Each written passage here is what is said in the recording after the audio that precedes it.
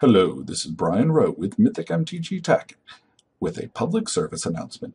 Black Lotuses have just went up 50%. Yes, you heard that correctly, 50%. It's crazy. Black Lotuses have shot through the roof. Hopefully you were able to get yours earlier this year, as I recommended at the end of the year. The number 4 spot here, it's been a while since power has really moved in price. It's slowly been creeping up over time, but we have Vintage Masters announced in Magic Online, and this is going to reinvigorate excitement around the Vintage format. Vintage will never be a big tournament format, but I've already seen here in the Northwest a few different locations, including Mirkwood and Card Kingdom, putting on Vintage events that include some type of a casual proxy structure, and it has increased the sale of these older cards. The power cards are going to jump 20 to 30% after the Vintage Masters gets released. It's going to be a lot of fun to open these up, and a few select players are going to decide, I would like to have those for my personal collection, and there's just so few of them out there. But the real question here is why? Why did Black Lotuses shoot through the roof? You could pick up a Black Lotus for $800 to $1,800 a year and a half ago. Now they're up around $8,000. Number one, Vintage Masters. People like playing the old cards. They haven't been able to get a hold of the old cards for years. Vintage Masters was a genius idea. The ability to print the old cards and allow people to collect them and play them online has went over extremely well. Wizards is also strongly supporting Vintage. Now, they're not running it as an F&M format, although I've heard that you actually can run it as an F&M format. I hear that Card Kingdom in Seattle may even run a Friday Night Magic Vintage. If so, I will be there. But the Eternal Weekend was extremely well covered. Lots of people showed up. Hundreds of people with sets of power showed up to play Vintage. Card values go up when people are playing. Card values go up when people want to play, when they're excited about the cards. Wizards also did something amazing, which is take the Vintage Super Series and put it on their main YouTube channel.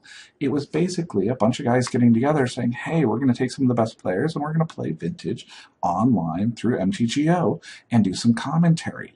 Then they put it on a YouTube channel that has over 100,000 subscribers. This is genius. It showed how deep and how rich the format is. There's creatures that can attack. There are combos. There's amazing cards being played that haven't really seen the light of day in years. They've been sitting in people's collections or their graded cases. Oh, the way that graded cases bother me. Cards are meant to be shuffled and played, and that's what gives these value.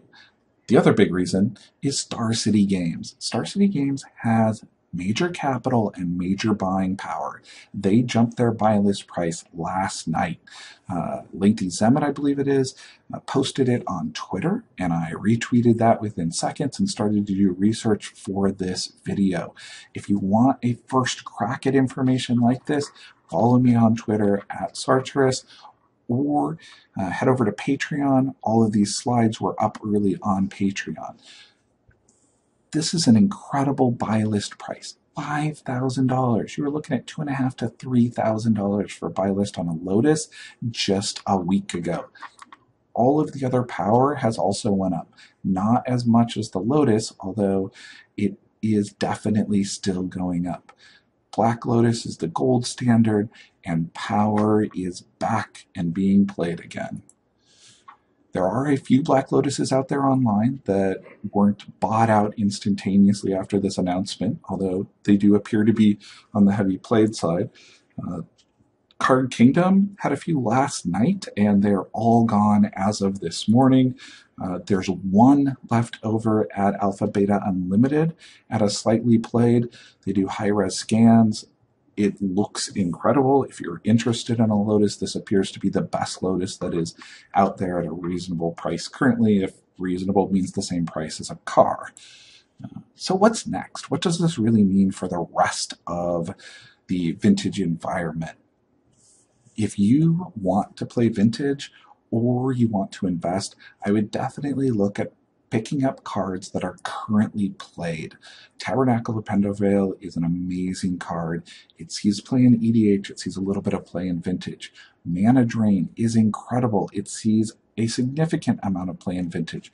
And Workshop has an entire deck built around it. It's hard for me to imagine that Workshop is going to stay at the $500 level if Lotus is at the $8,000 level. I would definitely pick these up as soon as possible if you are interested. Moat I've got on here because it has always stayed up in that high price category, and it seems to go up even though it sees very little play. It sees a little bit of edge play. It does not stop Delvers. I don't think it's that strong of a card. It's a very cool EDH card. It's a nice cube card. I think it doesn't really have the same merit that Mana Drain, Tabernacle, and Mishra's Workshop do, but I would not trade any of these staples, these high-end Vintage cards right now, unless you're trading for other high-end Vintage cards, because the prices on these could follow suit for what has happened with Power. Thanks. This has been Brian Rowe with Mythic MTG Tech. Thank you, everybody who's out there on Patreon. This is a No Vlomo vlog for November. I am also going to be doing a bunch of videos this week. I've got some extra time, so hopefully we'll see one every day this week.